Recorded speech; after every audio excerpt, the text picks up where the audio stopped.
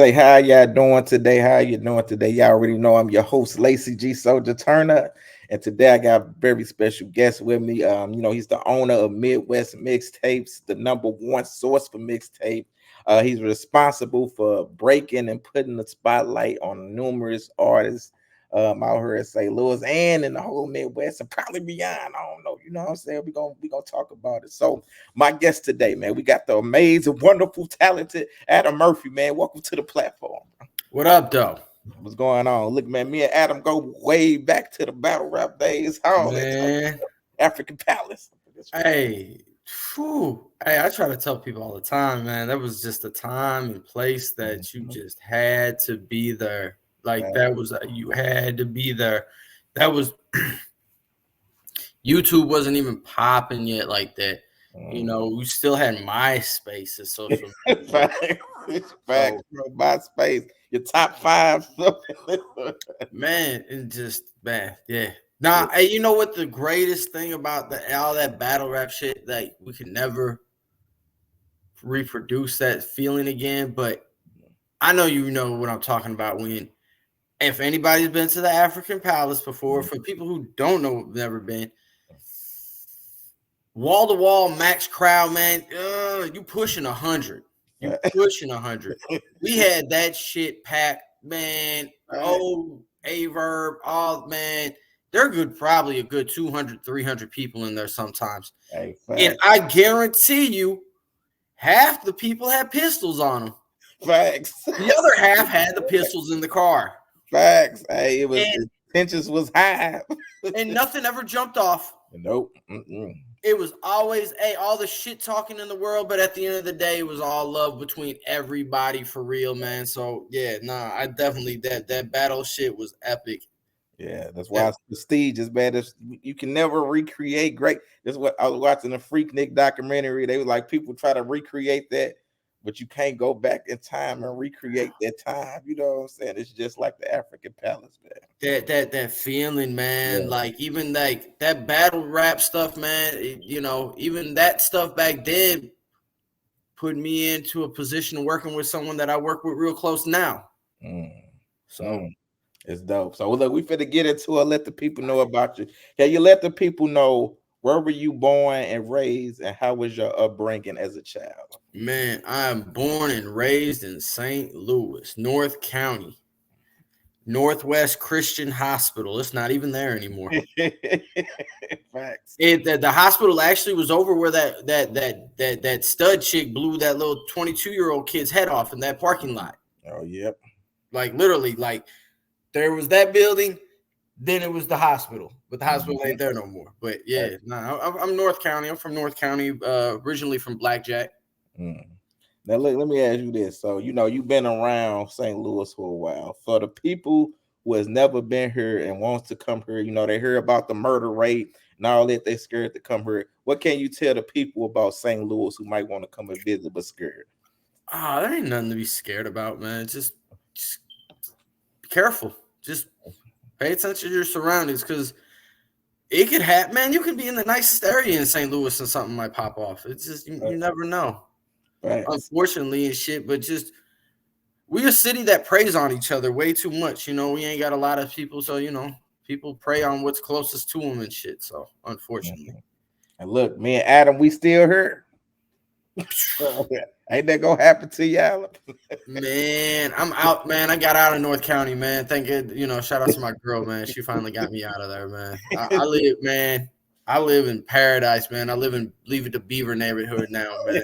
Hey, flat the fuck out, and I love it, man. My kids, the fact that my kids will never have to be on Patterson Road and Halls Ferry a day in their life is man.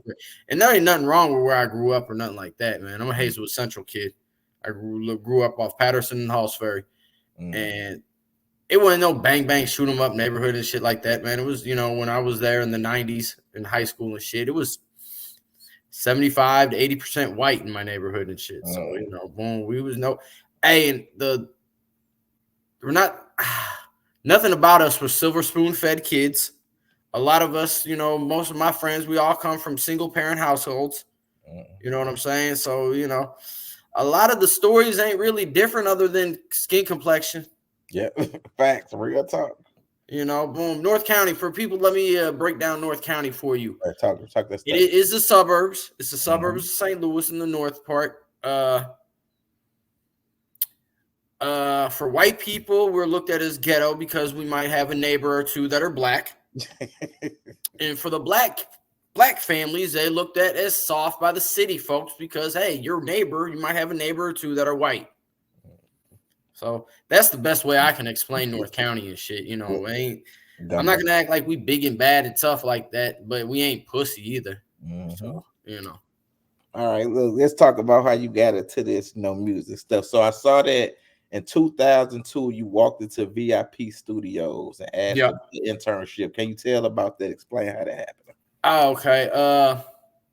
This is where that started. I used to get on message boards. All before social media, there was message boards. Big Brother Lynch Hung fan. All right. And a bunch of dudes that rapped with Brother Lynch, they were doing a show in Louisville, Kentucky. All right. So, boom, I had just the job I was working at, they got bought out. I had a great severance package. I had the whole summer to fuck off. You know what I'm saying? So when I saw that, I was like, shit, then Louisville, that ain't too far down the road and shit, Said, hop in my whip. Turned out the hotel I was at, some of the guys were in the room right across the hallway. I was down there. It was a big car show. So I was out there. I had my Jeep. I had a nice ass Jeep Wrangler when I was in college and shit, all rimmed up, even the fifth wheel on the back and shit. I'm sitting in my car watching all these old schools pull in and shit. And I look up next to me. These guys, was about 5 or 6 of them, all, jumping out of this Impala and shit. And I noticed one of the guys' shirts had the music logo shit on it. And I jumped out my car. Now my what is that? Screen name? It was Gimme Some. And when I got out of the car, I was like, yo, gimme some. They thought I was trying to rob them. But then one of them realized right away, was like, he saw my St. Louis hat. And he was like, yo, he was like, your name's Adam, right? And I was like, whoa. Like, that's how, like, I did some street team for some of these guys on these message boards. They said, boom, a little package, a little bread in there. They just, hey, take pictures showing that you took our shit to the stores. That's it. That's how the first time I ever got paid doing music shit, for real. But, boom, ended up just kicking it with them for like 2-3 days straight at the hotel and going to the little show, the car show. Like, we did a bunch of shit together. And then they asked me to come out to Sacramento during the summer to do an internship. Okay. They told me, hey, you got a place to stay, all that, just make your way out there. That's when the magazine Murder Dog. Do you remember the magazine Murder Dog? Yeah, I do. Yep. They did that St. Louis edition. And I was just like, well, shit, I didn't realize all that shit that was there. And now remind you, by this point, this is 2001 or so. Yeah, 2001. You remember Tantrum, Dirty Boy Montana, right? Oh, yeah, I was just going to ask you about Dirty Boy Montana. He was in a group called Lyrical Warfare. By this time, they already did the stuff with Kingpin, Skinny Pimp, okay? But they weren't in the magazine. The Deadly Deuce wasn't in the magazine either. And them were two of the only St. Louis shit I ever heard of. That I heard anyway that was quality. Gotcha. But I was just like, well, shit. I just closed my eyes and I opened the magazine. Landed on VIP Records. And then one of my roommates, one of my real good friends still to this day, is my man Corey Jordan. He's from the Ville section of St. Louis. From the north side over off Newstead and shit. And he was like, oh, I know where that studio's at. Boom, after finals, we'll go down, we'll make our way down there. So he brought me down there. Talked to Spud. I forgot who. There was like 2 or 3 other people in there. First thing out of Spud's mouth was, you want to come down? Just see what's what type shit. He just flat out looked at me. He goes, that face of yours is going to get us in a lot more spots than possibly us. So yeah, come on down. So I was just going down. I want to say this is this is nothing more than a couple weeks before my 22nd birthday. And I'll never forget, it was my birthday. And this is when, remember the Young Boys? I think it was the Young Boys. Go and get off of your feet, girl. Go and shake your meat, girl. Just don't bounce that shit. They were pushing them, and then Payback. I remember Payback. King Jacob had just left. It went with Nelly now. Yeah, this was right before with Nelly and them. But the first show that I ever got to go with them and shit, we opened for 8 Ball MJG. I forgot what that spot is. If you're in Baden. Oh, yeah, I know exactly. I forgot is that St. Louis Knights? Was that St. Louis Knights? I think that was St. Louis Knights. I know you know they got that Hardee's in the parking lot and all that shit. Strip area, the strip area. Yeah, you know what I'm talking about. Yeah. I was the only white person in there. Was it the Spotlight? Oh, man, I don't know. I don't remember. Yeah, but nah, that was like the dopest shit ever. Like, man, it was so dope. But I realized right away when I was at VIP, I was smarter than everybody. And that wasn't just, education-wise, because, at the time, boom, I'm a college student, I got 3 years into college already type shit. But I had learned so much on the internet already, on these message boards. Because, like, when I say these message boards, I was getting on these Bay Area rappers like JT the Bigger Figure and all them cats were getting on these message boards, spitting game, just some straight up game. And I just learned a lot of shit from that. And that's really what it started. And that's how I ended up with VIP. Okay. I opened a magazine book, and that's the page I landed on. Nothing to it. There's nothing scientific, nothing like I thought they were the shit. Yeah, I opened the magazine, it landed on that page. That's crazy. Hey, that's how it happened, man. Fate. You still be talking with Dirty Boy about that? Man, me and that dude have like an off and on relationship that's so crazy, man, to be honest. That's brothers. Hey, man, I love him to death, so I don't think I want him to know if he ever sees this, man. I love you, bro. I really do. But what you on ain't what I'm on no more. I'm grown past a lot of shit that I did in my 20s. I'm in my garage and shit, man. I never had a garage a day in my life. I got a lake. I got a lake in my backyard. Yeah. I've had to elevate. I've had to move up in life and shit for certain shit. Sometimes people come with you, others don't. But it's not. If he came, boom, showed like, hey, he got his head on his shoulders and shit like that. All day long, man. He's still out of everybody in warfare. His voice always stood out the most. He was. I no disrespect to the rest of the guys. He just stood out more. I don't want to say he was more talented than anybody like that. I'm not going to say that. But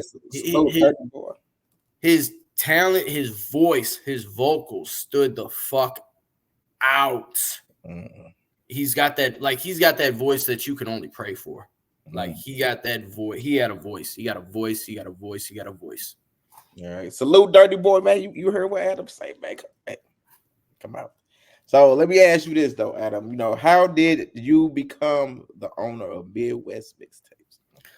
Man, take it back to those message boards. They had broken it down like a Bay Area section, Southern Cali, East Coast, down south, and they finally gave the Midwest a section for us all to talk. And this guy on there, who's actually from St. Peters, Missouri, he created Midwest Mixtapes. And this was 04 or so, like late 2003, 04 and shit. This was right after like 50 Cent came out. 50 Cent, everybody knows 50 Cent got his buzz off mixtapes. And, everybody started doing a mixtape. And even shit, Dirty Boy, we had a mixtape. You know what I'm saying? And, boom, I had to get that shit on there. I was traveling. By this point, we already traveling so much. I'm in and out of Kansas City. I had a gal at the time in Kansas City from college. We was on a long distance type shit. She was finishing up school. I was going out to Kansas City a lot. We was in and out of Chicago like that already. Gary, Indiana. We've been up to Indianapolis a few times. Evansville, Indiana. Louisville. Like we traveled a lot. And fuck. We just, man, I was getting so much music from people. Mm. So when I mean so much music, I'm coming home, I'm burning CDs, I'm mailing this shit to the dude. He couldn't keep up with me. So he just gave me a password and here you go. I didn't know how to do none of that shit. I called my boy Gat and I showed him. I was like, hey, I was like, the website. And he was like, yeah. I was like, we got access. And he's like, oh shit, yes. I was like, bet. Me and him was on the same page. He just knew what to do on the technical side. He understood I knew what I was doing on the music side. I got you. So I was charging people a little bit of money here and there and shit, to put stuff up, nothing crazy and shit. But then remember then gas prices got ridiculously high. Yeah, I remember that. That $5 shit and all that shit. Yeah. Dude put it up for sale. He put a little for sale sign on the site type shit. I hit him up on some, hey, what's going on? And he was like, he's like, I had a lawyer, come up with an estimate of what the website's worth, et cetera, et cetera. I think he said it was like $3,000, $4,000 or some shit. And I told him, and I was pretty much on some like, well, where'd you get that figure? He's saying it's come from the music and the traffic. Now, I'm the one putting the majority of the music on the site. Yeah. I'm the one promoting it. So I'm just on some, hey, let me get it. I gave him an offer. I think I gave him a low ball offer. I ain't going to lie. And he said no. And I said, I just told him though flat out. I was like, hey, if you sell this, man, you need to break me off a piece. Because, I can prove that I've been doing this. You gave me the password. Yeah. A year goes by. Still didn't sell it. I hit him back up. I'm just like, yo, so you still not, still not sold. And then, I upped the price a little bit more on him. And he bought it. So I bought the website for $1,000. That's it, $1,000. And then let's say about $500 on some web server shit and, little updates here and there that, my dude had to take care of and shit. Other than that, let's just say it cost me about $1,500. So that's how I bought it. I ended up buying it. And then it was on after that. I was already established by the time I already bought it. Let's just what I'm saying? Because me, I was writing in Ozone magazine. That was the main reason why a lot of people in St. Louis were getting at me is because I was the writer for Ozone magazine. I remember that. So can you name, I guess, a few artists that the Midwest Mixtapes, broke up? Man, first and foremost, Freddie Gibbs, man. We broke him. We broke him. He hasn't said it ever. That's a shame, bro. That's a damn shame, man. I ain't never asked that dude for $1. Me and that dude fell out over.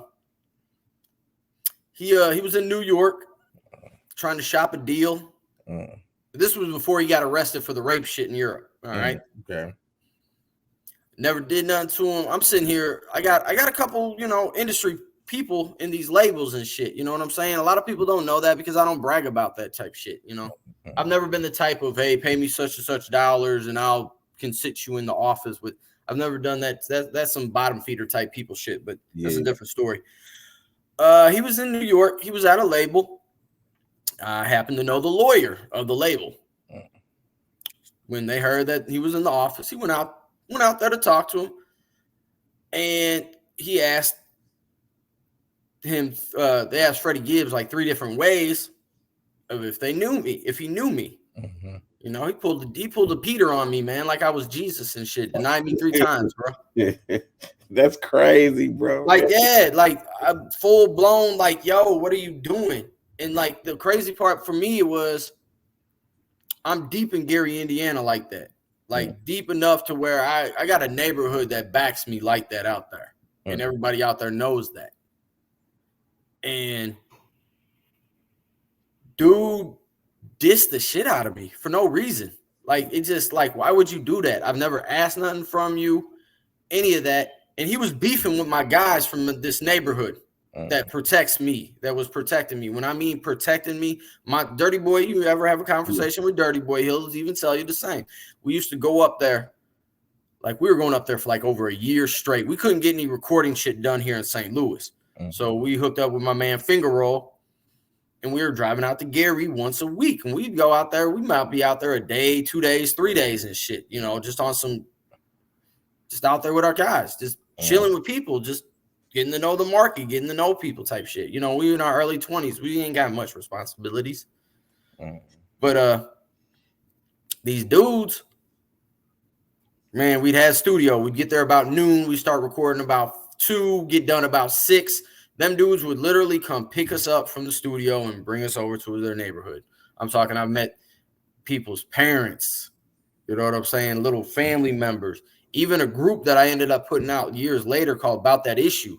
They were the little young dudes in the neighborhood running around. That's crazy. Type shit. That's how long I've been out there.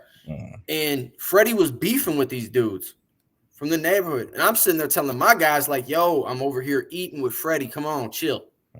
Just, yo, chill out. And they, I'm not going to say they were doing it because of me, but I have a feeling like, yeah, you know, Adam been good to us and shit. Adam does a lot for us, man. You know, we'll deal with Freddie when we see him type shit. It's like, all right, cool. And Freddie knew that. Freddie knew damn well, because I looked him dead in his face. It was like, hey, I'm the one who told Mutt and them to chill. You know, I never, multiple people that was around Freddie, I know to this day, I still good business friends with, or I'm friends with. Freddie fucked over a lot of cats up there, man, for no reason at all. Like, you couldn't come up, not a good fucking reason for him to. That's crazy. Because I'll put it like this: if Freddie had any of these people that was still back then around him now, all that goofy shit he be doing, man, he wouldn't have done that shit. Does that make you apprehensive for like helping others, like with that situation, or do you just look at that like, hey, it comes with the game or something? It comes with the game. Shit happens and shit. You know, at the end of the day, you know, it made me. I pay attention to people more, certain little things and shit, because people subtleties. I notice a lot of subtleties about people. I can tell when they on some bullshit. You know, I ask people certain questions and shit on purpose. Me too. I feel you. You know what I'm saying? Hell, you know, a lot of the shit that I do on Facebook, man, is very purposeful. You know, I'm just, sometimes I'm trolling, sometimes it ain't. Let me just try to see what type of reaction I can get out of people. Just to see their people's nature and shit. I'm just an observant ass person. That's what I do. So it's just Freddie. It doesn't surprise me how far he's gone in the industry, because he always had a work ethic. He had he was beast. I'll put it like this: I had heard only one full song and 2 verses from him when I had met him. And when I met him, I rapped one of his verses back to him. That's how cold he was to me. Like, he said some cold like, he was just dope. You could just tell, like, oh shit. And then when I got a hold of his mic, I met him for this first time. He came down to St. Louis with Finger Roll and my girl Seesaw. And they did a show at Northwest Plaza. And that's how long ago. Yeah. I'm digging back.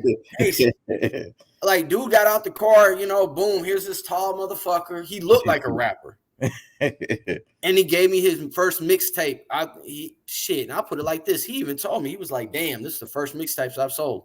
You know, I literally, you know, boom, he's handing me the shit. I'm trying to hand him money. I don't want, here you go. And when I heard it, it was like, oh, shit. And I turned around. I gave a copy of his shit. I burnt a copy for this, my guy named Tremendous. He owned a website called Southwest Connection. And I mean, this was the blog before blogging. Before there was called blogs, it was just a website. He reviewed tapes. He reviewed albums. He did interviews. If you were dope on the underground, whether it was murder dogs being seen or you had a crazy buzz on the internet and with message boards and shit, he showed love. And I sent him Freddie's shit, and it was on after that. Freddie was doing all interviews with dude, doing all write-up reviews, just sometimes dude was just writing about Freddie just to write about him type shit. And this caught the eye of allhiphop.com and all these other sites and shit. You know what I'm saying? So yeah, Freddie got on through Midwest Mixtapes. Okay. Another big name, Cash Doll from Detroit. That was by accident. That was nothing on purpose and nothing. I actually heard her on a song with Chella H out of Chicago. And I just thought she was dope. And then I saw that she was with a record label out of Detroit called B&B Records. And at the time, my guy Dorian was like co-executive producing a lot of projects out of the B&B label. And for people who don't know who Dorian is, you'd have to be real deep in the industry to know who he's talking about. But it was his company that put out the hit kid Glorilla F&F record. So this dude's very important. And Cash Doll, she was dropping a couple mixtapes. She dropped that single called For Everybody. And I put that on the site, put on my Automac page. And I want to say within a 3-month time span, I had gotten like 7,000 registered emails. That's crazy. Wow. People was registering so much because they were just trying to get that record off the shit.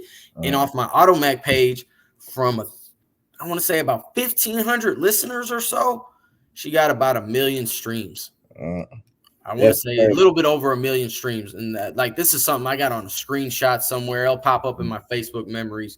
You know, I'll send that to you one day that you can see for yourself and shit. You know, I'm always down with the show and prove because, you know, people talk a lot and shit, but I like talking about shit that I can prove. Facts. But and look, it's funny. I remember this probably was like 2000 and I want to say maybe 16 or 17. I was on first class airplane, right? And I got off and, you know, I was talking to Kat. I didn't even know who she was. She was like, yeah, I'm a rapper. She like my name, Cash Doll. Look me up. I was like, I was like, yeah. And then I get home, I was like, I was like, she popping. Dog, man. When I mean she was popping, I didn't know who she was. She was just telling me she was a rapper and stuff. I was like, okay. Then when I got home, I was like, dang, I was in front of a. Hey, man, dude. When I mean, like, she cool as shit too. Me and yeah, her. she was hella cool. We talked over Instagram a few times, and then we got each other's email. I forgot what that thing on email that it's kind of like, you know how AOL had the instant messenger back in the day. Yeah. I forgot what it's the WhatsApp app, maybe I forget. Yeah. But you know, boom, she gave me her info to hit her up on that type shit. You know, what had happened was at the time, her label back in Detroit, she wanted out of her contract, and they were flagging. They were having their lawyer send a fucking email to every website that had her music posted. And they did not care if it was mixtape, Jack Beats, anything. They didn't care. They wanted that shit down. And I left the shit up. I want to say about 2 weeks later, then I got another email. But this time though, I reached out to my man Dorian. And I was like, yo, what's up? And he was like, you know, he told me what was going on and shit. And I was like, I let him know, like, hey, she bringing in a lot of fucking traffic. And I was like, at the same time, at this very same time is when that Brooklyn Queen, look, she ain't a kid anymore. She far from a kid now. She's like 20 something now. But she was like maybe 11, 12 at the time. And then they had another rapper that was young, Q9, that I was helping Dorian promote. And all the traffic Cash Doll was bringing was regular Joe Blow fans. And what do regular Joe Blow fans do? They go check out other shit that's on the site. So his other artists were getting, you know, the trail off of the freaking people coming to the traffic. So, you know, boom, I'm like, hey, I removed this. A lot of traffic's getting removed. He was just like, nah, it's cool. He was like, nah, you know, it's cool. Leave it up. Yeah. You know, and when I hit her up, I talked to her. I let her know that lawyer was sending shit out. But I told her because she asked me, she's like, are you going to take that down? I was like, nah, I know Dorian. So she knew right away, was like, oh, yeah, if you know Dorian, then yeah, okay, cool. You must be in this shit. So Yeah. Okay. yeah, So Cash Doll and Freddie Gibbs. all right. Let me Them are the ask you biggest this. ones. Do you think the Midwest get overlooked in the industry a lot? Yeah, they want to keep us consumers. Mm, They want to keep us consumers, man. Chicago. I want to say number 3 market in the country. mm, It's right in our backyard. mm, I don't understand why people run to Atlanta mm, or all these other far away fucking places. We got Chicago right there. mm. I'm in the money. I don't do music shit for fame. I don't do none of I'm doing this shit because I want to help artists get a monetary value on their music. Mm. So, and I know Okay. how to do that because hell, that's Dirty Boy. You got people who have bought their old CDs way back in the day, kept that shit sealed. Dude turned around and sold that had it priced for $1,000. That's crazy. That was their debut album. Their That's sophomore album was going for like nearly $300, $400. I've seen the one that I did with them as much as 400 online. Somebody was trying to sell that shit. So, mm. and they hadn't been a group they're only a group with me for maybe not even a year. You know what I'm saying? So any value that got put on their music was from their raw ass talent. I'll never take that away from an artist. It takes talent, but you better have a talented motherfucker marketing your music. Facts. And I know how to do that. I'm talented with marketing the music. I Right. listen to a lot of fucking music, so I know what I'm doing. I know how to push this shit. But yeah, they want to keep us consumers out here, man. Mm. You remove us from being consumer, there goes the icing on their cake. Facts. I got you. You know what I'm saying? They got enough dough to, make, biscuits and shit, but they ain't got enough dough to make cinnamon rolls and Facts. shit. They want to, boom, Great. boom. That's a great analogy. That's a great analogy. But yeah, nah, they want us to keep us consumers and shit. I know we got some of the greatest talent in the Midwest, bro. Ah, man, we got some great talent, man. Some shit. Start with Motown, Mm. Prince, My Michael favorite. Jackson, Facts. Jackson Gary 5. Indiana. Gary Indiana. Come on, yeah. Man, come on, Prince, Who raised these Prince, people? Nelly, Prince. Kanye. Nelly. Kanye. Oh my God. Come on. Common. Shit. We The got Brat. you got some heavyweights. Some heavyweights. Shit. Come on. Bone Thugs. Boom. Crucial Conflict. Do Crucial or conflict. Die. Twister. Oh yeah, man. We got Tech some. 9. We got greats. KC Tech 9 up in this. Look, hey, look, man, Adam. Let me ask you this. So, downloads used to be a great thing. So, now it's all about streaming. So, how did that change impact Midwest mixtapes? Man, you know what? That's a great question. I saw that shit coming because at the end of the day, a lot of people don't know I executive produce a lot of music. I own about nearly 100 songs that are out there that I collect money on. Whether I own 100% of it or I just, own 10% of a song. So I saw that shit coming. I saw that shit coming back in MySpace days. I watched, as it was going more towards just the streaming. When I saw Automac, I don't remember when Automac actually changed, but they stopped allowing downloads. The minute I saw them do it, it was just like, all right, let me go figure out something. And what I figured out was to put the Spotify player on it. You know what I'm saying?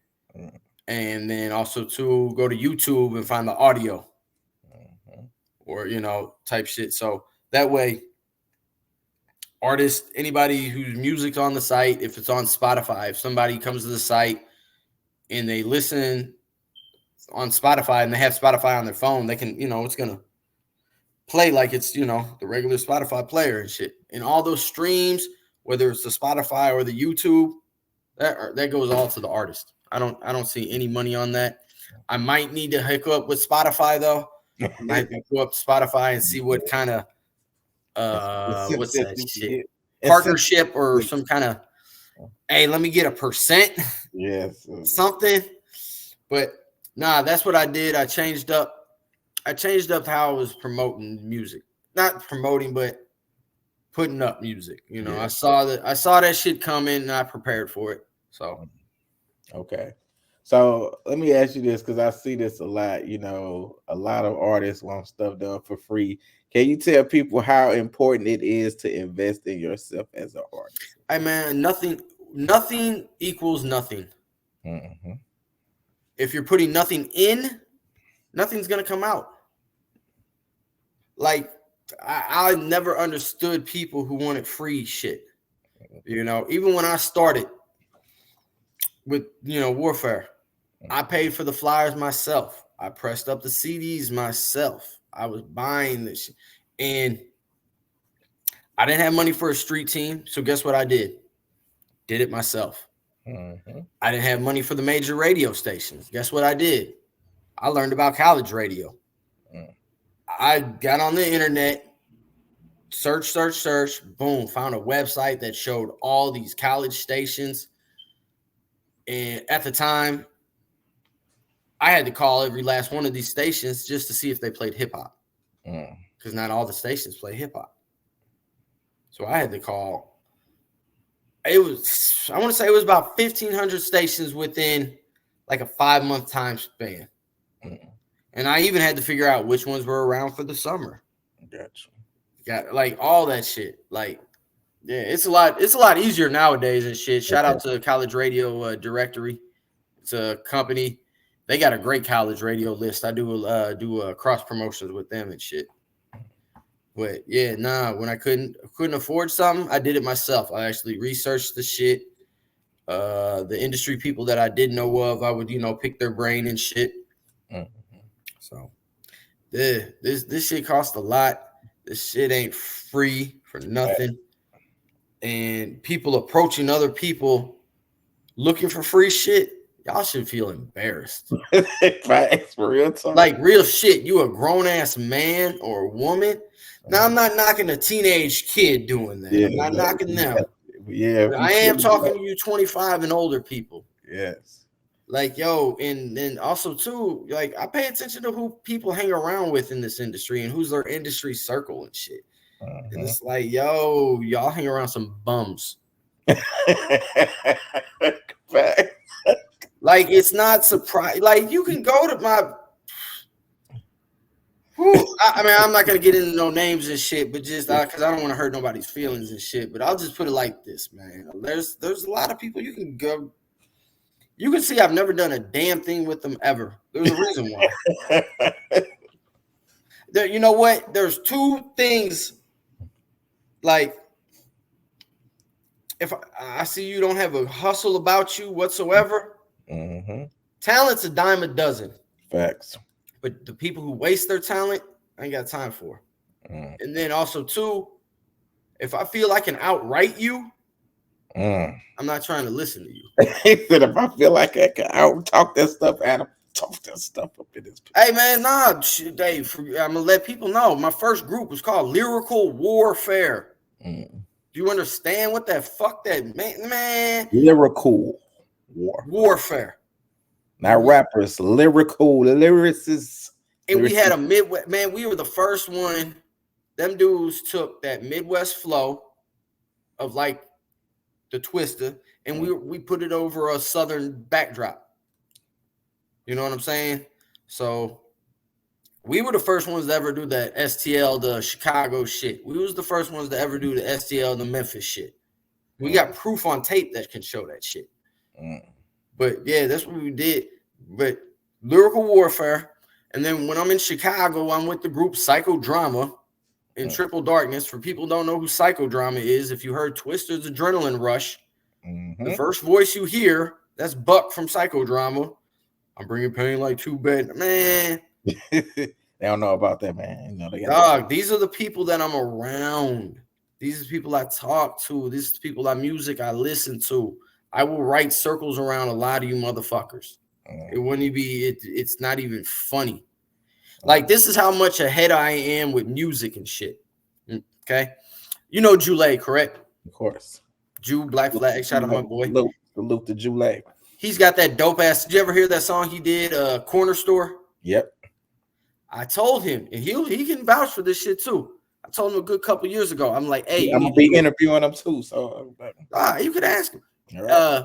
I told him he needs to do a remix for that shit. And he needs to be grabbing someone in Chicago, Philly, KC, Memphis. You know what I'm saying? There's a corner store story for anybody. You know what I'm saying?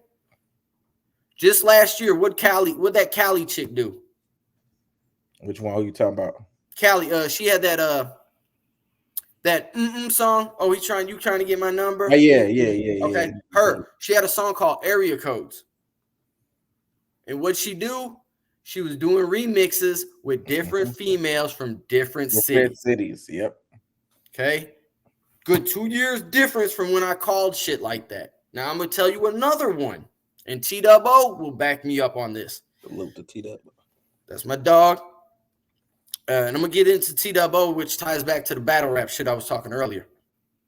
I told T-Dubbo, I was like, your whole catalog. I was like, you missing something. He was like, what you mean? I was like, you missing that Nas, I know I can be what I want to be, that kid hook chorus shit. Yep. He was like, damn, you on to something. He started making Facebook stats talking about, hey, producers, man, I'm looking for the certain, blah, blah, blah. He couldn't get none of these motherfuckers to do the shit. That's crazy. What did Lil Durk and J. Cole drop last year? Oh, man. All my life. Yeah, the crazy song. I'm telling you, I've been doing this shit so long. I just did one of those. I pay attention to records. I pay attention to shit. I just did one of those, Adam. So you right. Yeah, like, dude, you can't name one fucking song in hip hop that's got a dope kid hook chorus that wasn't big. Hey, look, remember, even it's a hard knock life for us. It's a hard knock life for us. Yeah. Got it. Nay. Yeah. Hell, even the discussion that I was having on Facebook today with the Souldier boy, crank that thunder boy. Kids, crisscross. Kiss me through the phone. All that type of stuff. Pause. Pause. Hey, but nah, for real though. No Diddy. No Diddy around this bitch. No. But yeah, I told Dub that a couple years ago. Sure enough, boom, here comes Lil Durk. And I called early as fuck a Friday morning. Called him. He wide awake. Dub got the craziest sleeping hours, but I knew he was awake. He tells me, Adam, you ain't got to say nothing. I already know what you're calling about. He goes, man, he was like, I'm over here throwing shit. And I was like, yeah, you know what I'm talking about. He was like, yeah. He was like, just don't say I didn't try. Try to make it happen. And he did. He was trying to get these producers to do shit. And it's like, man, it was like pulling teeth sometimes. But yeah, just I can call shit. I see shit that people are missing, or like, oh, we haven't heard that in a while in the music business, or we haven't heard a record like this in a long time type shit. So I can just see that shit. It's not, I wouldn't say future telling or anything like that or nothing, but I've been doing this so long, and then also like the post of the end, you got your hand. Yeah, I can see certain shit coming. Because I pay attention. One thing I do pay attention to, I pay attention to consumers. I don't pay attention to a lot what other industry people are doing. I don't pay attention because if it ain't putting food on my table, it ain't, what the fuck am I paying attention for? So let me ask you, Adam. So how do you still think it's important for artists to reach out to DJs? Yes. Fuck yeah. Now, they ain't the people that break music anymore. Because artists can bring that shit straight to the web, straight to their social media, shit like that, But these artists can't. You can have as many viral moments as you want. If DJs are not picking up your wave to keep that motherfucker going, you're gonna be dead in the water after a few months. Like, for real. A lot of this shit is hyped one day, could be talked about all day, and the next day, man, is not like it even fucking happened. So yeah, DJs to me, they keep the momentum going of a record. Okay. So let me ask you this. So, I done held the panel about this. I get conflicting things about this. A lot of people love her, a lot of people hate her. What are your thoughts on Sexy Red? Man, she winning because she has a personality. And she's basically feeding a fan base that's been there this whole time. They just didn't have nobody up there to put on that, sit there in the throne. They found the person to put in their throne. She's got a personality at the end of the day, but also too, she grinds. And like I did on the 411 Uncut, shout out Nella D. In the interview when she asked me about it, last year, was it no, not last year, that was a big year shit. It was summer of 2022. Okay. Shout out to County Brown, Addicted Dopeness, my band KB. County Brown. We had dropped KB's project, new single, the Foo Nasty record. All right. We had dropped it in April. It's the July 4th weekend, and July 4th weekend is the radio, all the guest DJs that they come in. Yeah. The program director texted these DJs and said, "Here's St. Louis artists you can play. Here's the artists you can't play." Sexy Red was one of the ones you can't play. And I know I know this because not because I was a DJ or nothing. It was because KB, our artist, was on that list. And we had found out about it. But, boom. And even when I spoke about it online, my man DJ Charlie B, shout out Charlie B, he screenshotted the text message to show like that he ain't bullshitting. So, I think she's getting everything she deserves. She's working at the end of the day. If people don't like her music, turn the fucking station. Facts. If you don't like what you scroll past it. Yeah.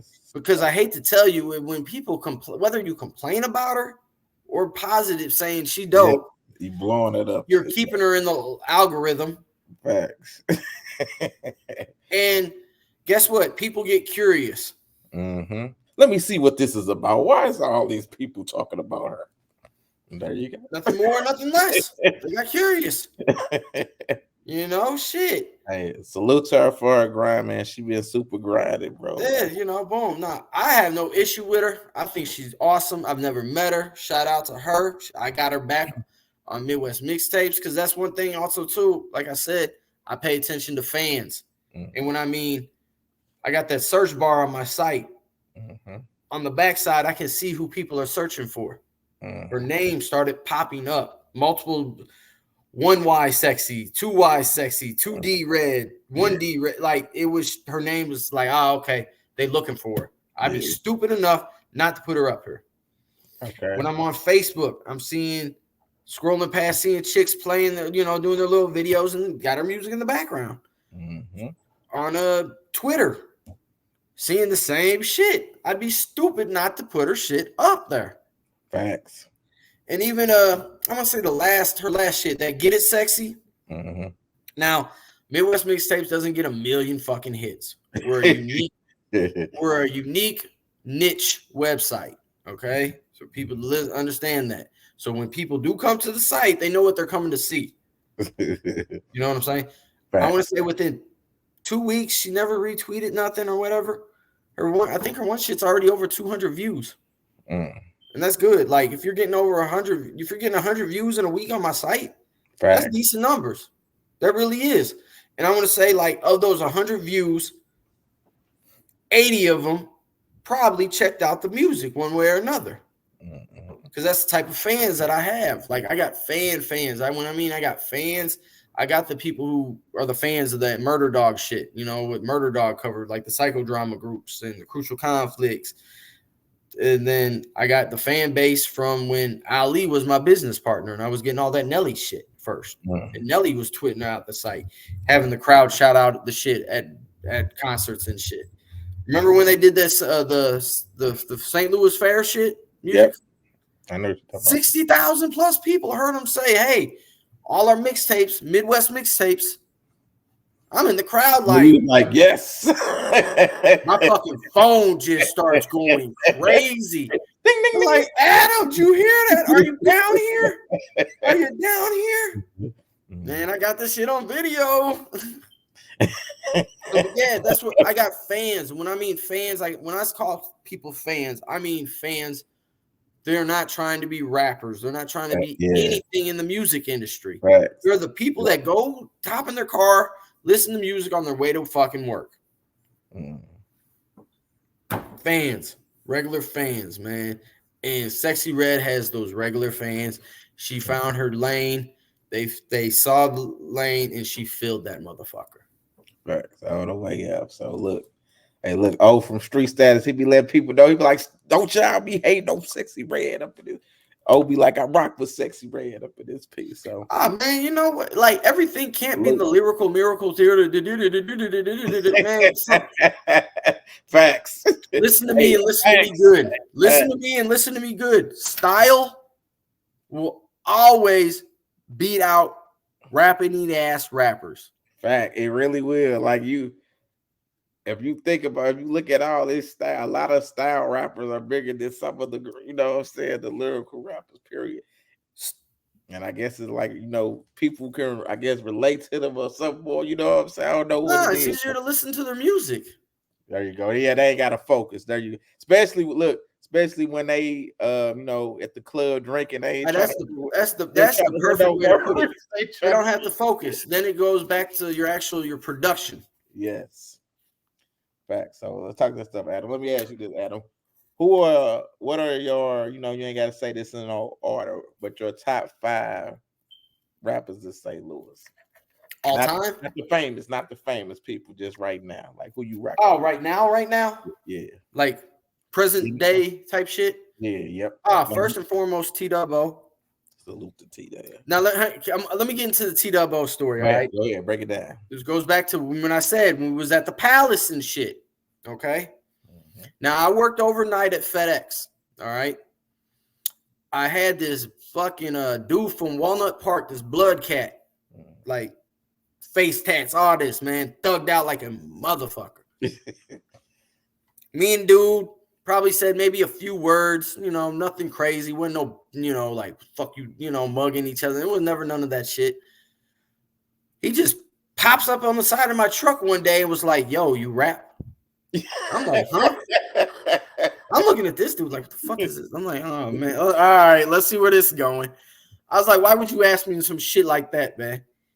He goes, nah, man. He goes, I see you. He goes, I watch those battle raps. He's like, I see you in the crowd. He was like, you stick out like a sore thumb. And I just started laughing. I was like, yeah, that's me. And I just told him what I do and shit, marketing, blah, blah, blah. We became real cool. I'm talking real cool.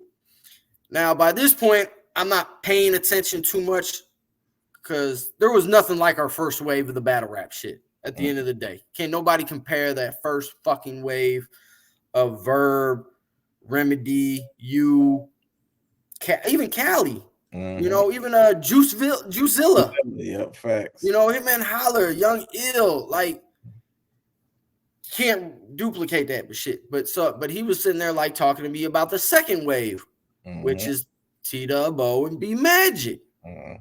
He was talking to me about them. Just talking. And the crazy thing is, to me, which was crazy, was like, here this dude is. I know he a big blood. He's talking to me about some Crips. Okay. Now I didn't know they were Crips at the time because he wasn't saying none of that shit. I had to go check out the music and shit and check out the battle rap and shit. But I checked out some of the, I went and checked dudes, dude cool with me like that. Me and dude cool. So I went, to see what he was talking about. B Magic blew me away. T-Dubbo blew me away. So the first chance that I saw O had a battle with T-Dubbo, I went. And he was with a bunch of his boys. They were all in all the same little shirts and shit. And it was funny. It was, one of those hip hop type stories. I asked one of his boys, I was like, hey, which one of y'all T-Dub-O? They just parted like the Red Sea. And he just standing there looking like, what y'all looking at? Me and him, you know, boom, went inside. We were talking, chilling, talking, just like me and you talking. Mm-hmm. Out of nowhere, he just said, hey, be right back. Walks off on me. He goes, talks to these two, he's talking to this white kid who was sitting down, standing up, you know, boom. Couldn't hear nothing, but I knew it was going bad because the look on Dub's face. I think that was County Code. Is that what he? Go ahead. Slapped the shit out that boy. I remember that. That was County Slapped Code. the shit out that boy. I don't know the kid, so it ain't. I'm not trying to be disrespectful, but it is what it is. He slapped the shit. He slapped that boy out of his seat. Dub comes walking back over to me like nothing happened. Nothing happened. You know what I'm saying? I'm looking at him. He starts to go back in the car. I'm looking at him like, man, quit playing with me, man. I was like, you just slapped that motherfucker out of his seat. What the fuck is going on? Because I was too at the time, you know, boom. I used to get my pistol in all the time. You know, I always had a book bag and shit. Yeah, I remember that. I'm thinking like, damn, man, am I gonna have to pop somebody up like because of what you just did? And the funniest shit was Dub looked at me. He goes, man. He goes, man. He was like, dude, be using the N-word. Mm-hmm. And I'm thinking to myself, like, okay. I was just like, all right, you're a black guy that's not cool with that shit. You know, everybody had their preferences, you know, boom, whatever. But the funny thing was, Dub looked at me and goes, he wasn't putting no soul in it. Put no soul. And right then and there, I was like, I love this dude. This dude cool as a motherfucker. Crazy. He told he won't put no soul in it. When he said, hey, man, this is a true fucking story, man. He slapped that shit. This is the first time me and this dude ever met. Literally, conversation. That's crazy. I'm talking, we're in 30 minutes into a conversation, and he's, hold on. What? So anyway, what I was saying was that get the fuck out of here. What the fuck you just slapped that dude for? Oh man, that's crazy, bro. But yeah, that's how we met, and we like came really cool. I wasn't there, but I heard about that story. I was there. I saw it. He slapped the fuck out that dude, man. And like I said, no disrespect to dude. I'm not trying to make him look stupid or nothing. It is what it is. He got smacked. He smacked the shit out of him. Hey, look, I was supposed to battle him when we got booked by this dude King Juice at the time on the east side, and he was there at the battle, and I guess he got nervous and left. So the battle ain't never go down. So. He said he got nervous and left. Hey, I'm gonna keep it real for anybody, man. Like those battles, they used to get thick. Yes. And hey, if you're not used to those crowds of those type of people, when I mean, I'm not bullshitting anybody. When I mean them Palace days, mob deep up in that bit. You got North County. I got all different municipalities in North County up in there. Right. You had the west side of the city up in there. You had north side of the city up in there. You had south side of the city up in there. Everybody was. Hey, look, Adam. I'm actually working on a documentary, so I'm gonna interview you again about this battle rap specifically. Oh, for sure. And then you know what? And just to put a little history out there, before Hot 104 ever interviewed one battle rapper, before Evening World or St. Louis American or even Post Dispatch ever said anything about battle rap, before they ever went to New York, I was writing about that battle rap shit in the Ozone magazine. Talk that shit, Adam. Talk your shit, man. I've done a lot for this. I've done a lot for St. Louis and different aspects and avenues of music, as far as, you know, whether you battle, R&B, whatever the fuck case be. I've always looked out for the talented people. I always looked out for the people who had a hustle about them. Right. If I don't think you had a hustle about you, that's a good reason probably why I don't fuck with you. Facts. I might be standoffish and shit, but at the time, if you get to know me, if you're someone I see like, yo, you on the same shit, I'll talk to you. You know, I don't like people who waste my time and shit. Like this. Hey, listen, time is money. Time is money. Time is much money. Facts. And Look knowing okay. knowing the shit that I did for people, like how it touched them in different ways. Cause like O called me one time out of nowhere, just, hey Adam, thank you for what you've done for the battle shit, blah blah blah. He was like, I just got off the phone with my boy locked up in county, and he was telling me about the Ozone magazines we're getting in there, and the fact that his people that were locked up were able to see that, hey, he's doing something positive on the outside and it's getting noticed. And also noticed for people who don't realize, Ozone magazine was that magazine back in the day. Facts. That was that it was a street magazine. They covered more South than anything, but they gave a lot of independent artists opportunities to be seen and heard in that motherfucker. And just the little spot that I had, that little paragraph, that still did wonders for people and shit. So, well, I want to give your flowers, Adam, because you are very vital in the St. Louis hip hop scene for real. I'm a culture vulture. Some people think though. The real people know. If you was around, yeah, man. You know, Adam. Me being not a black man, African American, whatever people like to be called nowadays, I've never been bothered by that shit. I don't care. Talk to me like talk to me with respect. I'm gonna give you the same respect. So I've never had a problem. Even the couple people who have called me culture vultures, I've all approached every last one of them. Me like, so do I know you or something? Did I like do something to you?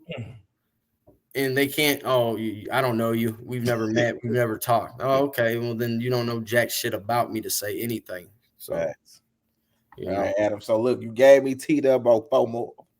Ah, yeah, Jule, of course. Jew, a monster. Jew's the OG. He talks OG shit. Facts. Give me a verb. Verb. Salute to Verb. You know what I'm saying? Verb.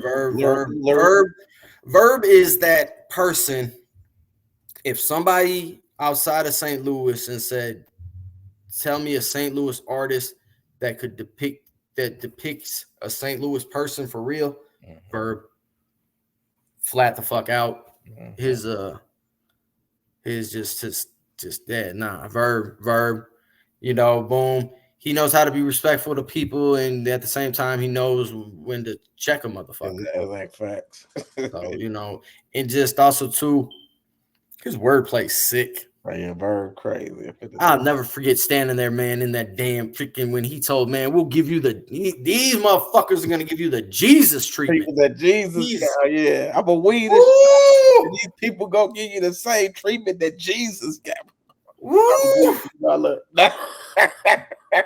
Yo, Angel's duck. Oh my God. Yeah, Bird got some crazy all-time haymakers up in this place. Man, then next would be Tef Poe. Salute to my brother Tef. Me and Tef got a very special relationship just because he understands that I understand the art of war when it comes to music beef and industry and shit. Unfortunately, at one point, I've never had issues with him directly. It was people around him. Boom. He just happened to be that person's starring artist. So, boom, headshots. Hey, Tef, man, no matter what. That's a monster, though. Tef's my dog. What platform Tef on, he always be like, hey, man, G Souldier is a legend, so salute to Tef every time he on the platform. Hey, Tef's amazing, man. Like, I still have his first mixtapes, that Lord Willing. And Tef, the first song I ever heard of Tef was that Bang, Boogie Bang, and it was like, oh, shit. I was like, here's somebody who knows how to make a dope little hook, but knows how to get busy on the verses. Like, oh, shit. But then what caught my ear on his Lord Willing project when he said, man, I let my nuts hang like Saddam Hussein. I was like, oh, shit. And you were talking about this is about a month or two after they found Saddam and strung his ass up. I heard that shit. I was like, oh. He's like, oh, you mother. No. Man.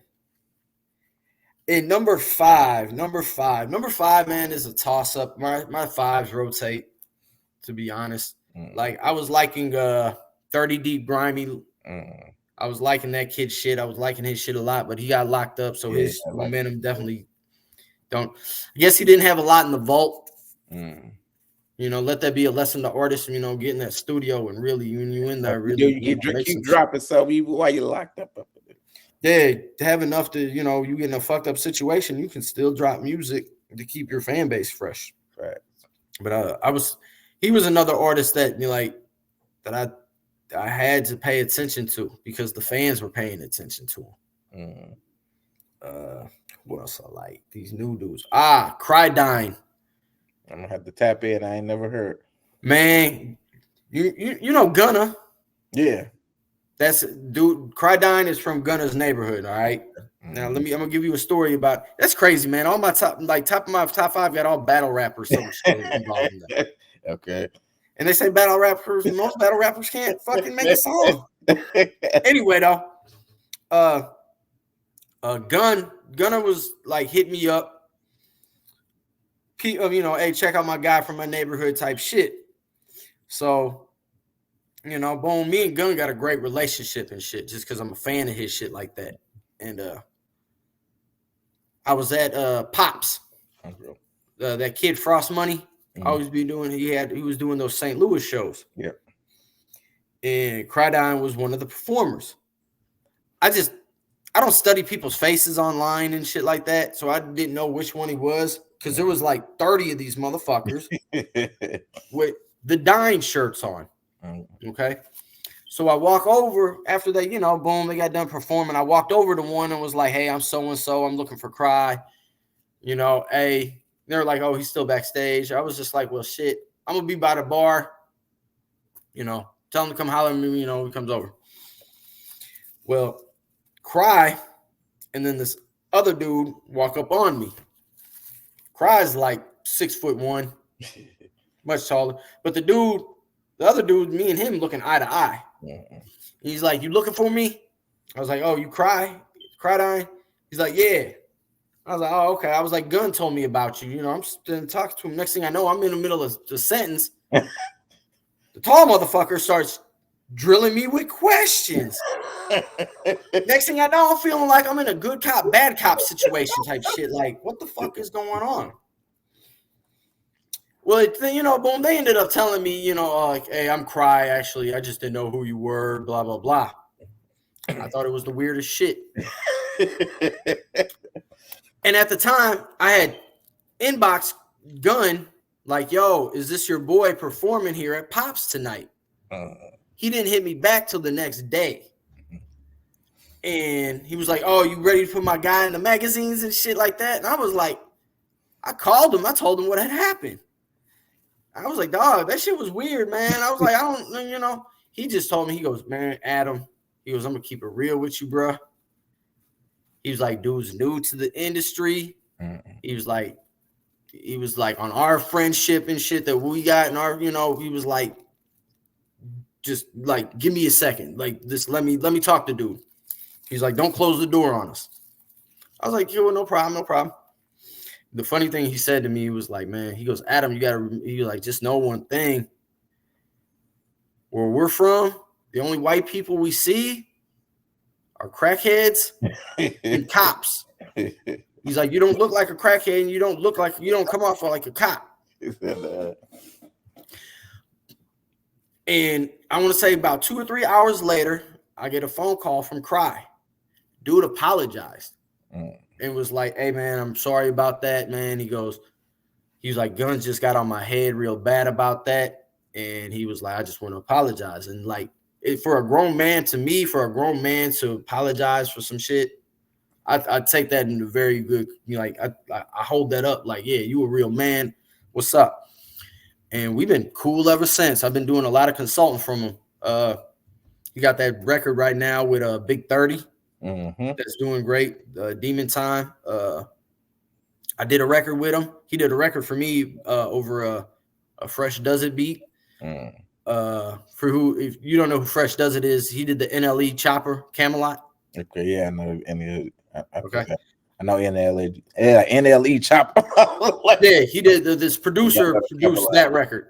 And boom, Cry did a record for me. And that Big 30 record, he had a shout out to Big Hef. He had Big Hef start working it and shit. And Hef was getting this shit on all different playlists and shit, like some real nice playlists, and it was flooding over to our record. So everything he was doing with that shit was making our shit the record we had even better and shit. And just dude does some great shit. He just actually dropped another record. I think it's called Hammer Time.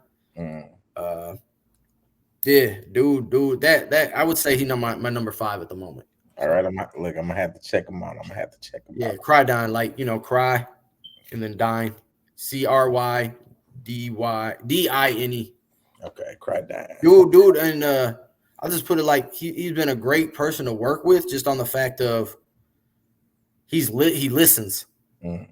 And I didn't realize how he in his 20s still. I thought he was in his 30s and shit, just because he just all full grown, boom, hair fully out, bearded, just on point, like a grown man should be. But I didn't realize he was in his 20s. And he just told me the other night when we at New Music Thursday, he was just like, "Hey man, I'm gonna keep listening to you because everything you've told me so far has worked.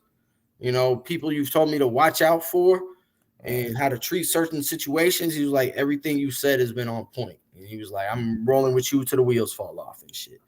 So I'm just waiting for him. Me and him gonna figure out a time where we can jump in the studio together. I'm gonna let him go through a bunch of beats that I have, because I got production from some of the hottest producers in the Midwest and shit. Like I got the one kid out of Flint, Michigan, Energy Beats.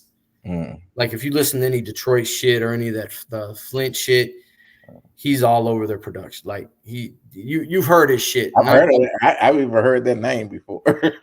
So I can't think of anything that unless you listen to rappers from Flint like Louis Ray or RMC Mike or YNJ or Rio the Young OG. That's where the most of his credits come from. But dude's a phenomenal producer, man. And I got a gang of beats from him. I got beats from this kid, Swift the Gift from Indianapolis. He signed to ATL Jacob right now. Like, I got a lot of hot shit, and just I can't wait to get into the studio with Cry just to make some more shit. And then shit, I got a lot of shit coming with T-Double. We got a lot of shit coming. Salute Dub. So let me ask you this. This hurt my soul. So I even made a blog about it. What did you think about J. Cole apologizing to Kendrick Lamar, man? Hey man, I'm gonna say this because I can't say this, man, before anybody says anything weird, crazy, man. My father is mixed. My grandmother is black. My great grandparents are black and black. Okay, so. Cool. When I say this, people don't think I'm being fucked up. Drake and J. Cole are some confused mixed kids.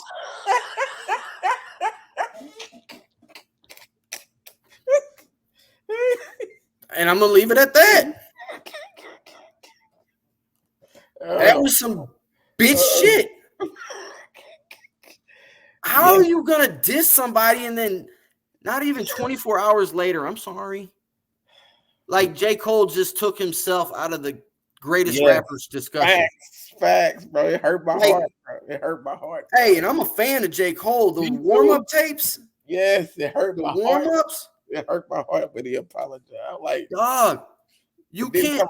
Somebody name another rapper from this generation. I'm gonna say 2010 up to now, who had an album that went platinum with no features. J. Cole was that motherfucker. Facts. And he just fucked that up. Yeah. Talking about he couldn't sleep. He was distraught. I'm like, bro, what are you talking about?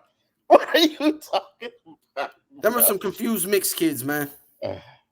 They to me, they didn't know they were black until they started rapping. I said, if I was Kendrick Lamar, I'd play that apology and then bomb on him some more. Like, put the dirt on the casket. You heard me? Put the dirt on the casket, bro. Dog, in that shit, like, man, like, how do you? How? Why? Hey, why? Hey, look, man. I don't like, know. You got Kendrick Lamar, man, the slow kid of the class. Just bombing on yeah. J. Cole was at the end of the day. It turns out J. Cole was the kid at recess that let the slow kid shoot baskets with. Listen, man. Ain't nobody telling me different, man. I'm nah. Fuck all that, man. Like he fucking goofy. Oh my god, That's a fucking goofy moment, man. Like that was unnecessary. He didn't have to do that. Nobody would have been mad at him for nothing. Like, why? Yeah, he messed it up himself, bro. Why? Because at the end, to me, that Kendrick Lamar diss wasn't even that. Yeah, it was. It was like a tap up in his. He like tapped him up in his feet. So I'm like, you let a 16 bar get you out of that much out of your character, bro. That's crazy. You let all those. He said all those people, all the peer pressure. You're a grown ass man. Yeah, it's like peer pressure. What are you talking about, bro? What? Everybody was expecting me to come back. I'm sorry. That was he should have. If he didn't want to do it in the first place, he should have just came out and said, "Man, I'm facts." Talking about that was a goofy move.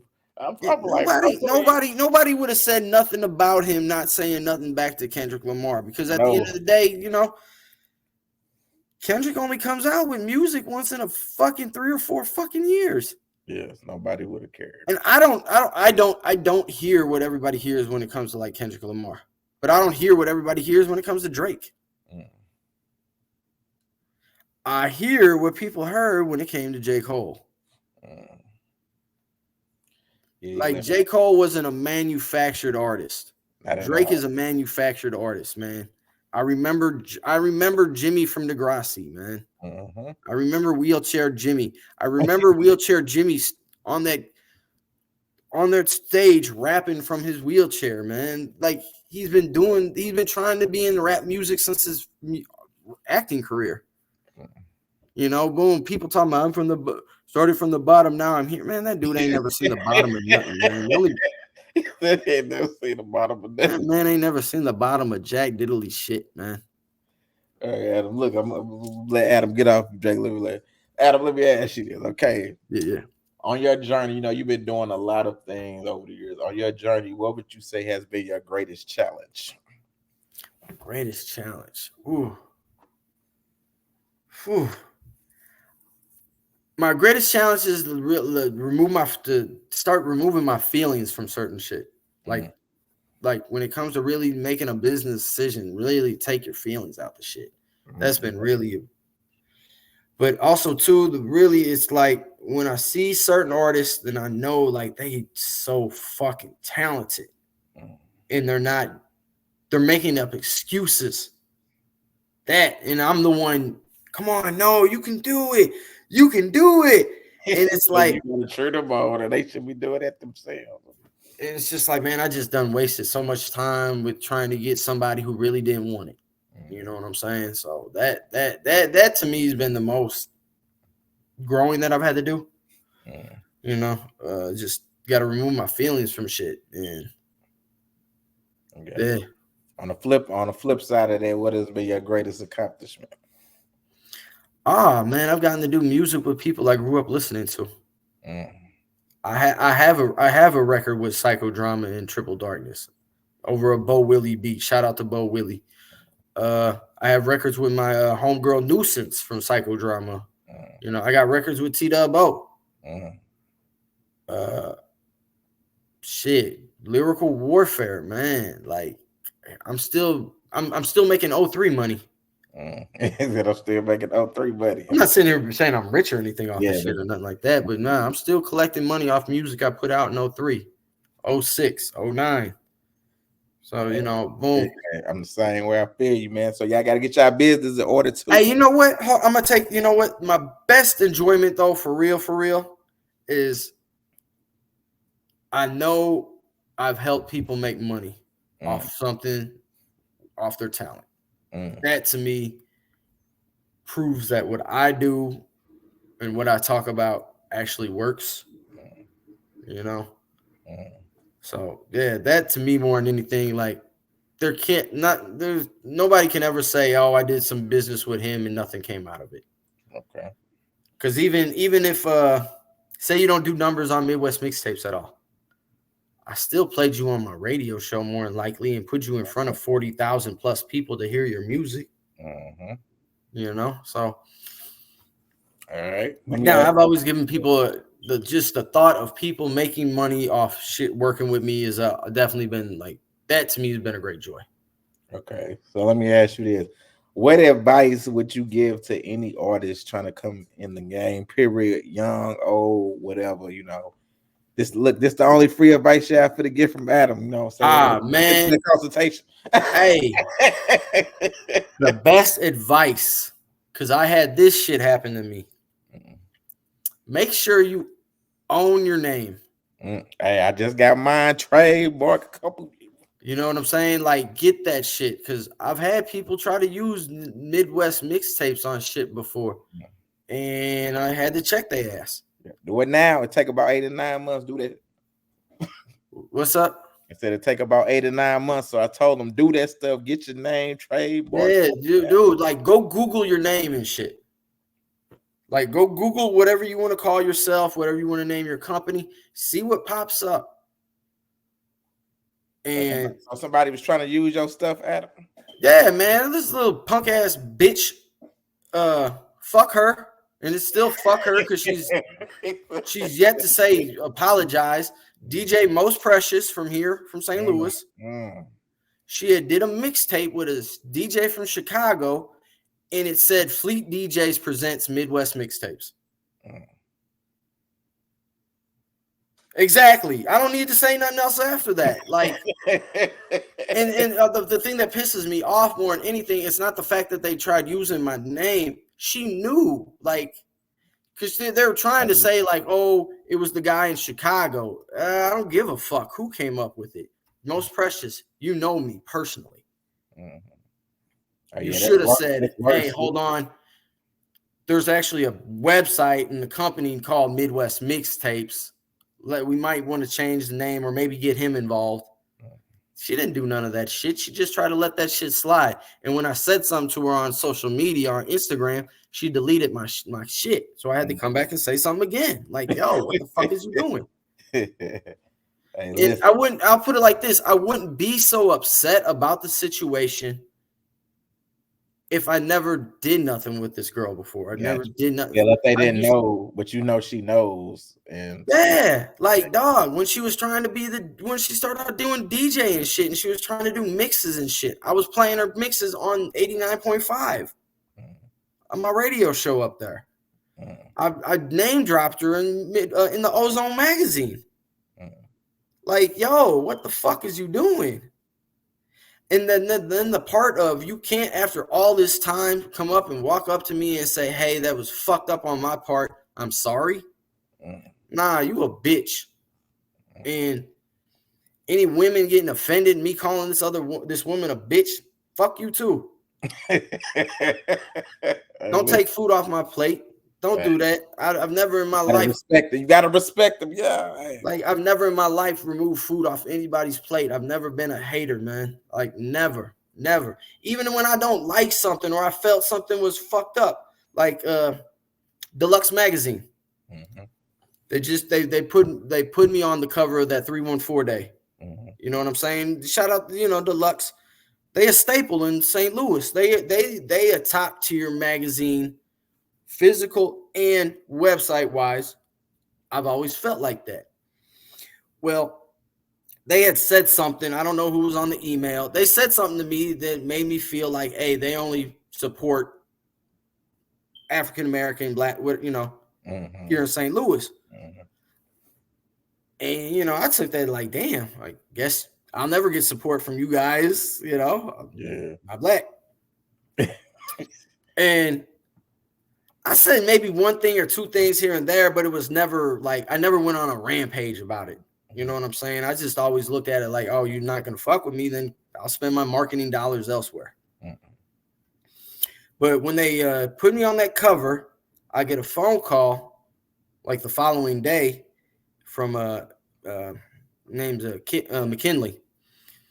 And he wanted to say, hey, congratulations on, making the deluxe cover, And I was like, oh shit, because I had no idea how I ended, like, because when I saw it by Humbug, like on a Humbug, I think it was Nike Turbo on his Instagram that I saw that was covered, whatever. Yeah. I just widened the picture just to see who was all on there and shit. I stopped. I was like, he's like, I'm on this spot. Like, oh shit, is that me? I was like, I sent that to somebody. I was like, yo, is that me in the corner? They're like, yeah, that's you. I was like, oh shit. What? It was funny. Dude hit me though, but he was like, hey, I need a favor from you. He was like, this one white rapper, that Vlad kid. You know what I'm talking about? This kid here, Vlad something. Oh yeah, you know what? I see. Yeah, I know who you're talking about. Okay. That kid. He had left a remark talking about, damn, that's racist, not one white person. I remember that. And dude was like, hey, would you go on there to let him know that you're on there and so is DJ Trackstar? I know exactly. So I did. And because I've had words with dude before. But I hit him on some, hey, bro, I'm in the corner of the top left. DJ Trackstar's at the bottom of the corner right. And I just told him, hey, erase this comment, erase what you put in your stories, and everything will be cool. As far as I know, he did that. So, boom. I'm not mad about it. When I talked to dude about it, though, I let him know, like, hey, this is what happened to me with you guys years ago. And he was like, he sucked it up. He was like, hey, man, maybe he was like, suck it up to maybe they thought you were black or you're mixed or you're light-skinned and shit. And I've gotten that before, but it made sense. But at the same time, I've never went out of my way to shit on them people. Exactly. You know what I'm saying? If I don't like something, I'm going to keep the shit to myself. Most of the time, most people will never know that I don't like nothing unless I say it. But at the same time, if I don't like something or like somebody, they're giving me a reason. I just don't dislike people to dislike people. I'm not that type of person. I ain't got that type of energy. I don't have that type of energy to give somebody in the first place. So, got you. So let me ask you this, Adam. Do you have anything coming up that you want to promote? Oh, man, Midwest Mixtapes Radio on 103.7 The Beat. It's website-based, even though they got the mobile app.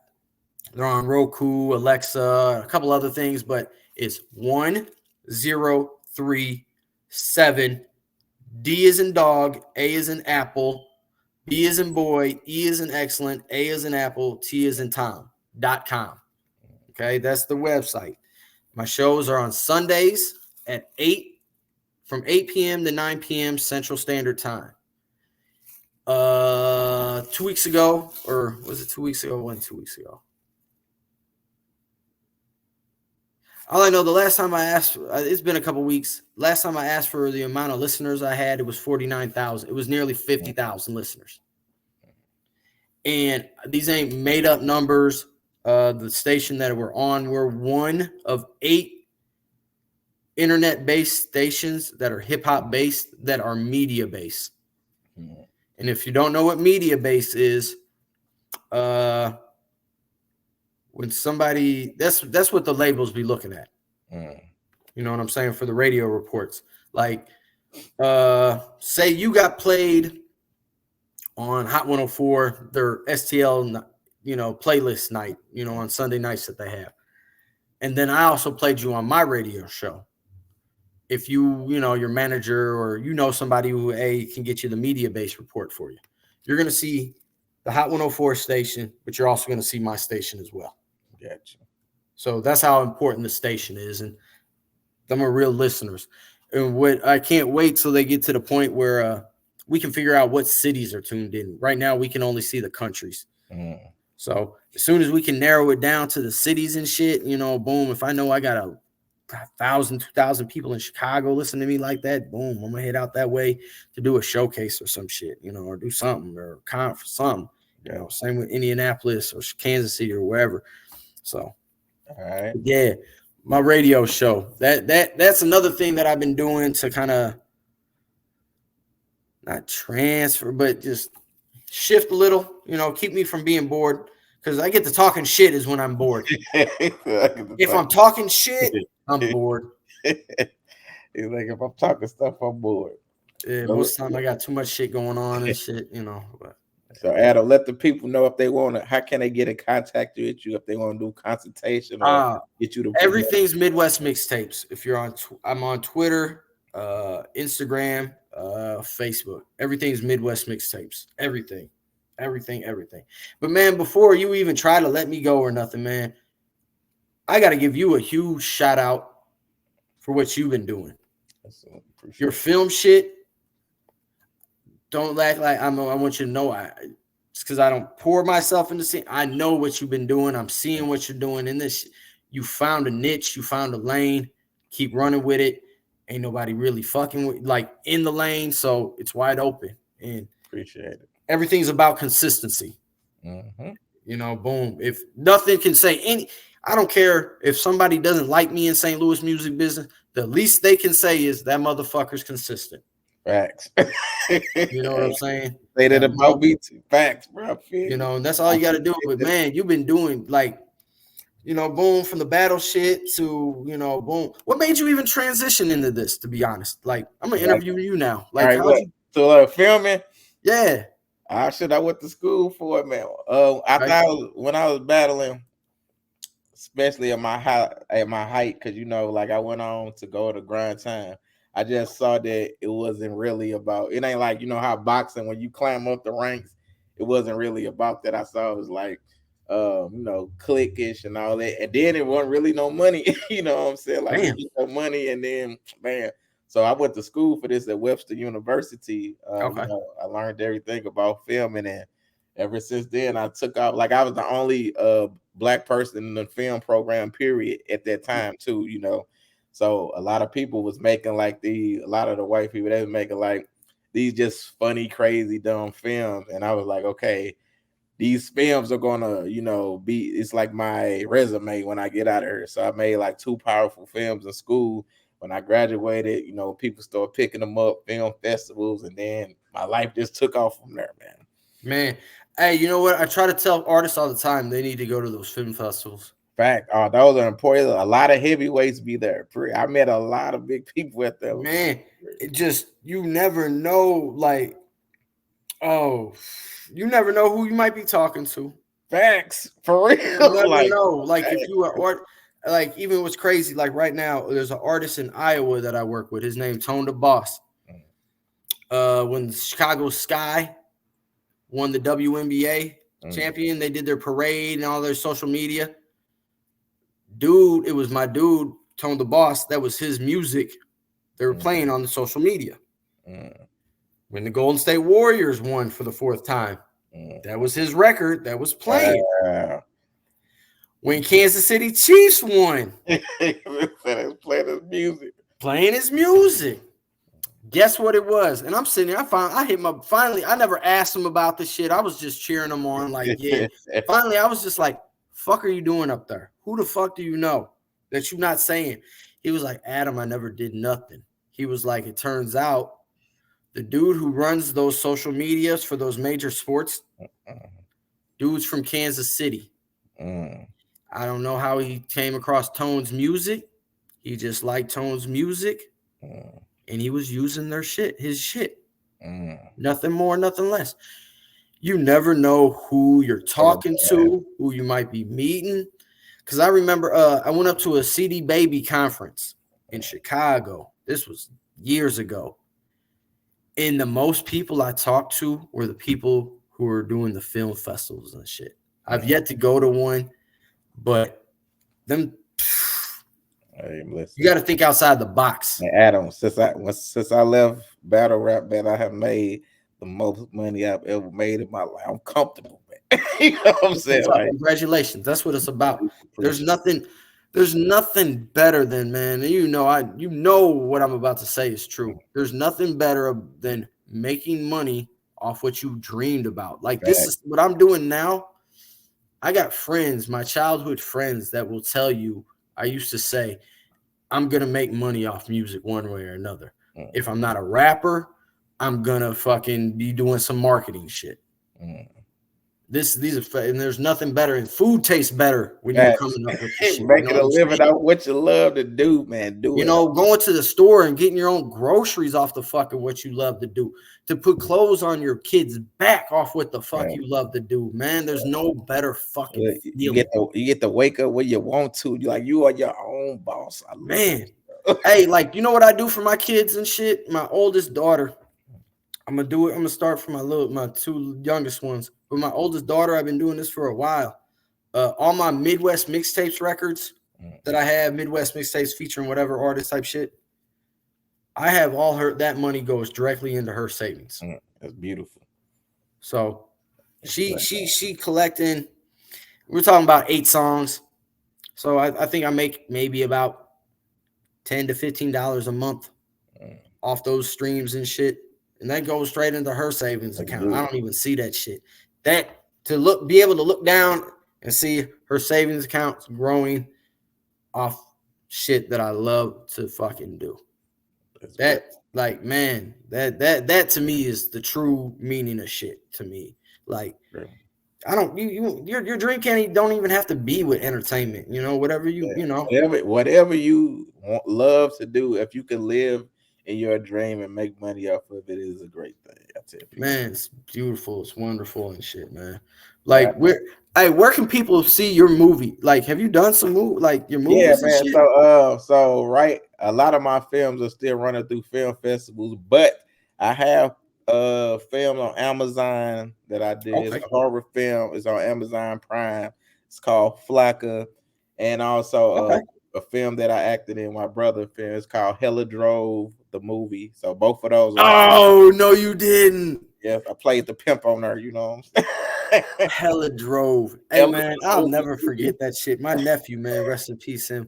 He used to say that shit all the time. I look at him. Hella Drove. What I the fuck are know you that's talking that about? St. Louis stuff. What the fuck is drove, man? Oh man, I'm so drove. I'm like, huh? He's like, man, it just means you're confused and shit. I was like, oh, Hella Joe, yeah. Hey, check them out. Yeah, both of those on Amazon Prime, and everybody already know I'm working on a lot of big stuff. You know, I'm working on my big film. I'm raising funding for that now. It's called Food Stamps and WIC Vouchers. So that's gonna be like the St. Louis Friday, you know, but okay.